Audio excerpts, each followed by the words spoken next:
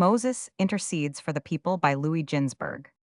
Those who were executed by these judgments numbered 3,000, so that Moses said to God, O Lord of the world, just and merciful art thou, and all thy deeds are deeds of integrity. Shall 600,000 people, not to mention all who are below 20 years of age, and all the many proselytes and slaves, perish for the sake of 3,000 sinners?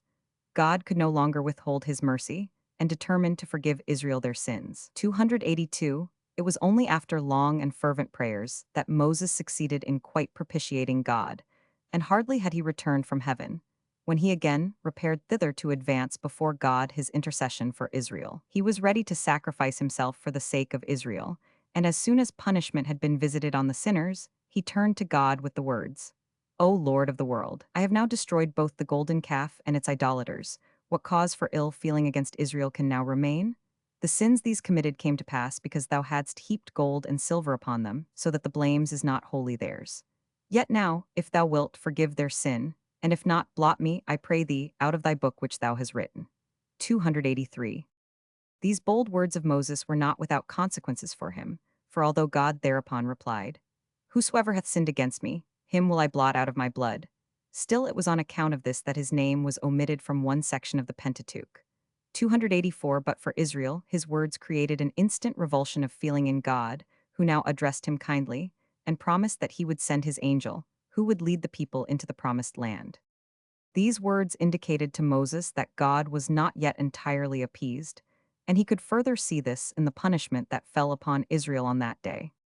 Their weapons, which every man among them had received at the revelation on Sinai, and which had miraculous virtues, having the name of God engraved upon them, were taken from them by the angels, and their robes of purple likewise. When Moses saw from this that God's wrath was still upon Israel, and that he desired to have nothing further to do with them, he removed his tent a mile away from the camp, saying to himself, The disciple may not have intercourse with people whom the master has excommunicated.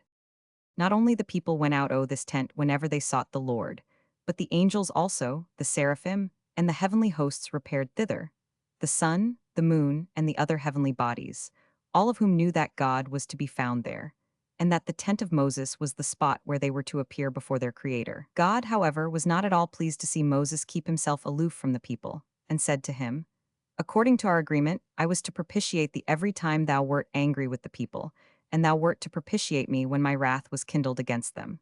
What is now to become of these poor people, if we be both angry with them? Return, therefore, into the camp to the people. But if thou wilt not obey, remember that Joshua is in the camp at the sanctuary, and he can well fill thy place. Moses replied, It is for thy sake that I am angry with them, and now I see that still thou canst not forsake them. I have, said God, already told thee that I shall send an angel before them. But Moses, by no means content with this assurance, continued to importune God not to entrust Israel to an angel, but to conduct and guide them in person. 285.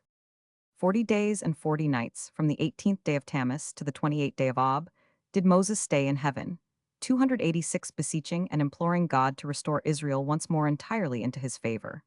But all his prayers and exhortations were in vain, until at the end of 40 days, he implored God to set the pious deeds of the 3 patriarchs and of the 12 sons of Jacob to the account of their descendants.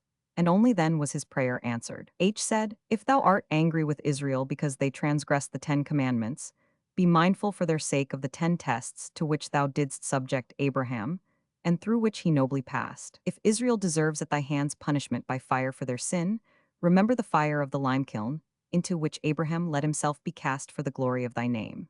If Israel deserves death by sword, remember the readiness with which Isaac laid down his neck upon the altar to be sacrificed to thee.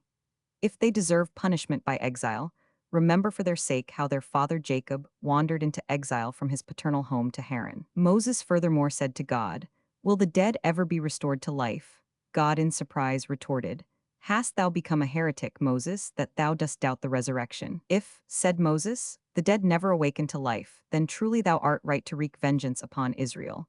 But if the dead are to be restored to life hereafter, what wilt thou then say to the fathers of this nation, if they ask thee what has become of the promise thou hadst made to them? I demand nothing more for Israel. Moses continued, than what thou were willing to grant Abraham when he pleaded for Sodom. Thou wert willing to let Sodom survive if there were only 10 just men therein, And I am now about to enumerate to thee 10 just men among the Israelites: myself, Aaron, Eleazar, Ithamar, Phinehas, Joshua, and Caleb. But that is only 7, objected God. Moses, not at all abashed, replied, but thou hast said that the dead will hereafter be restored to life. So count with these the 3 patriarchs to make the number 10 complete. Moses' mention of the names of the 3 patriarchs was of more avail than all else, and God granted his prayer, forgave Israel their transgression, and promised to lead the people in person.